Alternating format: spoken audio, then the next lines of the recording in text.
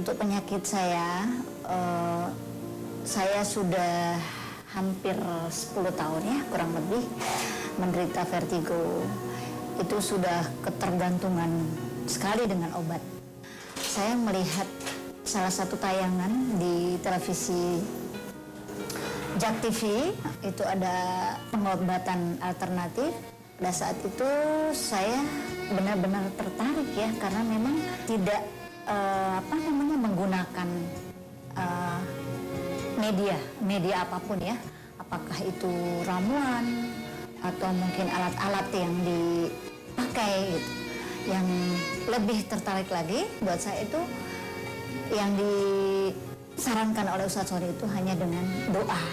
Pada saat pertama kali saya diterapi itu sudah saya rasakan sekali, karena apa? Di samping vertigo yang saya rasakan, saya sempat tidak bisa tidur selama kurang lebih 8 hari. Nah, pada saat itu keluhan itu saya utarakan kepada Ustadz Sony. Alhamdulillah di awal terapi yang pertama itu sudah saya dapatkan manfaatnya ya. Kemudian saya bertemu untuk yang kedua kalinya langsung dengan Ustadz Sony. Saya diterapi kalau nggak salah 5 kali terapi. Alhamdulillah vertigo yang saya rasakan itu sampai saat ini ya sembuh ya. Saudara-saudara sekalian yang budiman, pada kesempatan yang berbahagia ini saya ingin mengajak saudara-saudara sekalian bersama diri saya untuk lebih mengenal terapi kolbu. Apa sebenarnya terapi kolbu itu? Saudara-saudara sekalian, Tuhan telah menciptakan alam semesta beserta isi yang demikian dahsyat. Kadang-kadang kita susah untuk membaca kehebatan alam semesta hasil cipta Allah. Namun pada saat kita berusaha untuk masuk di dalam pendalaman kolbu, maka akan terbuka kehebatan dari rahasia penciptaan alam semesta itu sendiri. Saya akan lebih memfokuskan pembukaan kolbu lewat cara sholat.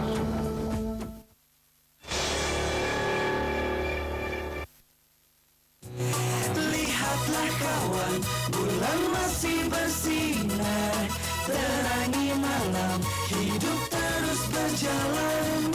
Raih mimpimu, bulatkanlah tekadmu, Mas Agung semesta mendukung. Lihatlah kawan, bulan masih bersinar, terangi malam, hidup terus berjalan. Raih mimpimu, bulatkanlah tekadmu, Mas Agung semesta mendukung. Lihatlah kawan, bulan masih bersinar, terangi malam, hidup terus berjalan. Raih mimpimu, bulatkanlah tekadmu, mestaku semesta mendukung. Ada program-program di JAK TV itu yang tidak Anda temukan di stasiun televisi lain. Di JAK yang sangat santai dan lepas itu akan menjadi satu acara fenomenal ya, yang saya rasa akan membawa JAK TV ke depan. Program itu kalau bisa terus ditingkatkan. Presiden harus mengambil risiko itu. Menurut saya jangan main terlalu aman gitu. Kasihan Presiden tahun 2014. Jadi bukan bicara masalah koalisi, terserah orang banyak bagi kue. Supaya Presiden kita itu benar-benar dimusuhi koruptor.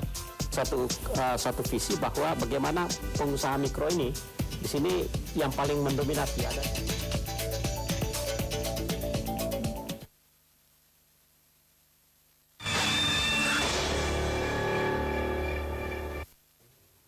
Assalamualaikum warahmatullahi wabarakatuh. Selamat sore pemirsa Jak TV dimanapun Anda berada. Alhamdulillahirabbil alamin, kita masih diberikan kesempatan untuk kembali hadir menjumpai Anda.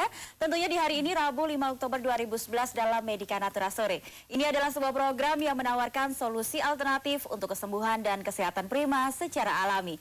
Pemirsa, di sore hari ini kita sudah kehadiran narasumber dari Klinik Terapi Kolbu, yakni Ustadz Sony Sutrisna, yang pada kesempatan sore hari ini kita akan berbicara atau mengangkat tema mengenai prasangka membawa kesembuhan. Jika Anda nanti ingin bergabung bersama kami akan segera membuka line interaktif di segmen kali ini di 0215155111. Sebelum masuk ke tema, ada alangkah lebih baiknya kita untuk menyapa Ustadz Sony Sutrisna di sore hari ini. Assalamualaikum Ustadz, apa kabar? Waalaikumsalam warahmatullahi wabarakatuh. Insya Allah baik ya Ustadz ya, Alhamdulillah. Ustadz, kalau boleh dikatakan tema kita yang kita akan di sore hari ini adalah prasangka membawa kesembuhan. Sebenarnya apa yang dimaksud dengan prasangka terlebih dahulu itu, dan kenapa sih kita harus mengangkat tema kita sore hari ini seperti itu, Ustadz? Silahkan. Ya, terima kasih. Selamat sore para pemirsa Jak TV yang dimuliakan Allah dan berbahagia. Para pemirsa, pada sore hari yang ceria ini kita coba angkat tema kita, yaitu prasangka membawa kesembuhan. Para pemirsa, Allah mengatakan demikian, bahwa aku ini bagaimana hambaku berprasangka.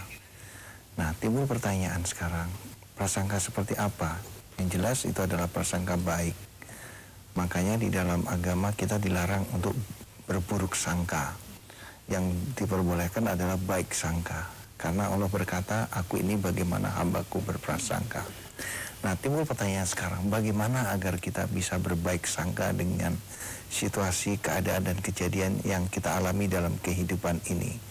Maka tidak ada jalan lain, perlu bagi kita untuk memahami, menghayati, dan mengamalkan rukun iman, khususnya bagi kita yang beragama Islam, untuk betul-betul meyakini rukun iman. Karena dengan keyakinan terhadap rukun iman tadi, insya Allah akan memudahkan kita sampai kepada pintu prasangka baik.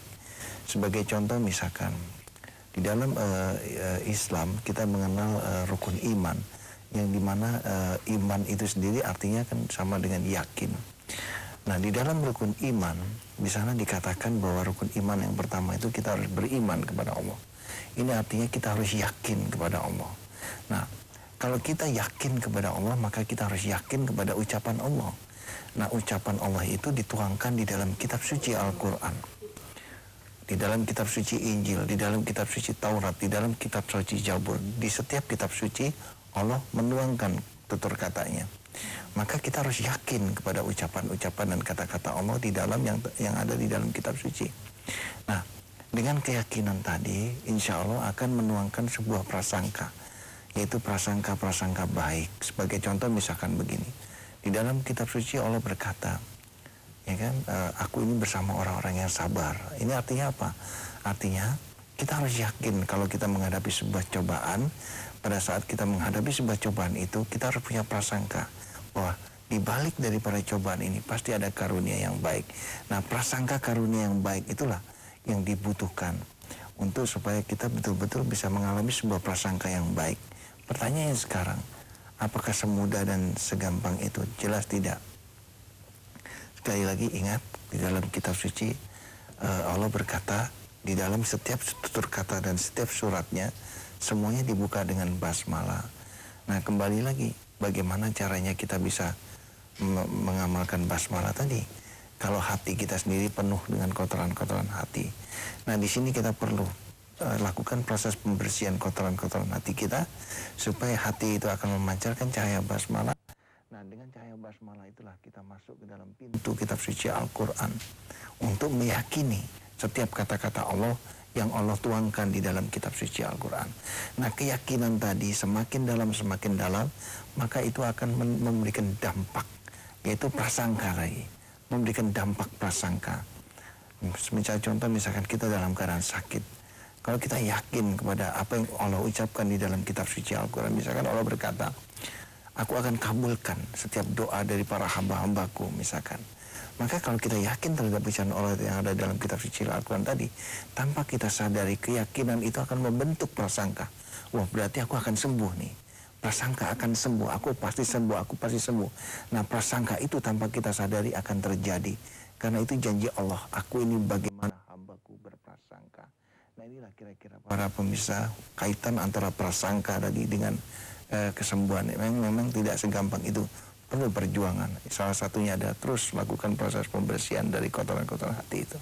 Ya, misalkan ya Ustadz ya, saya ambil contoh bahwa misalkan kita sudah berprasangka baik kepada Allah, misalkan diberikan sebuah ujian atau cobaan mengenai kondisi kesehatan kita.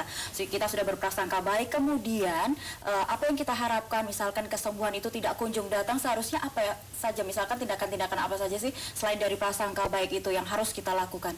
Ya, ini saya pikir satu pertanyaan yang sangat baik sekali ya. Para pemirsa JAK TV yang berbahagia, karena itu kita harus sikapi, pertama kali kita harus sikapi bahwa kitab suci Al-Quran itu adalah kitab hikmah dan kitab petunjuk.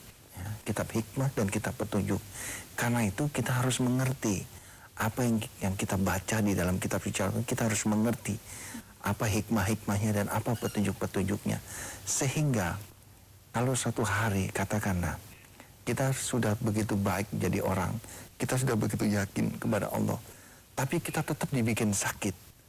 Ya, kalau kita tidak mengerti arti yang diucapkan oleh Allah dalam kitab suci Al-Quran, itu berbahaya. Bisa jadi kita akan mutung, kalau orang Jawa bilang mutung, putus asa, aku sudah baik kok masih seperti ini. Aku sudah baik kok masih juga sakit. Padahal kalau kita mengerti apa yang diucapkan oleh Allah dalam kitab suci Al-Quran, ternyata sakit bukan hanya monopolinya orang-orang kafir saja. Sakit juga bisa terkena kepada orang-orang yang beriman.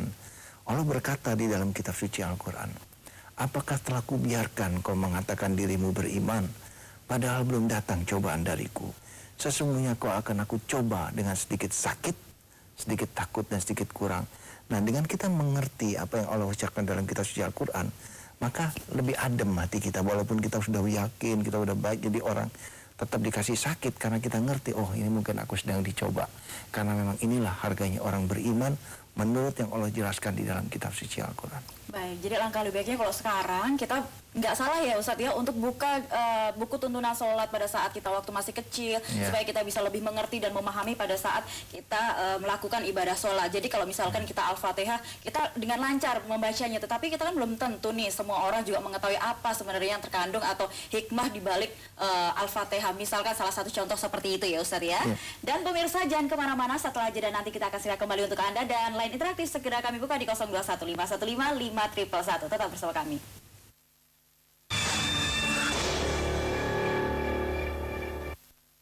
Green Sedayu Bispark, a new development by Agung Sedayu Group, gudang multiguna, Cakung di sebelah Jakarta Garden City, seharga 2,3 miliar, 24 kali angsur termasuk PPN. Dan Mogot, seharga 2,8 miliar rupiah, 24 kali angsur termasuk PPN. Akses langsung tol. Konsep desain modern fungsional. Keamanan 24 jam dibantu aparat. Bebas banjir. Bebas kuli bongkar.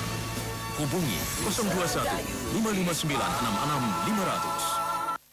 Tiba-tiba ada wacana, katanya MUI akan membuat fatwa mengharamkan orang-orang kaya yang mampu membeli Pertamax. Ada kepercayaan kita pada bangsa ini bahwa memang kita bisa melakukan itu. Box kita ngomongin harga sudah sangat lelah lah ya. Intinya harapan hari masih kita kasih uang terima kasih. Ini kan mental feodal sebenarnya ya.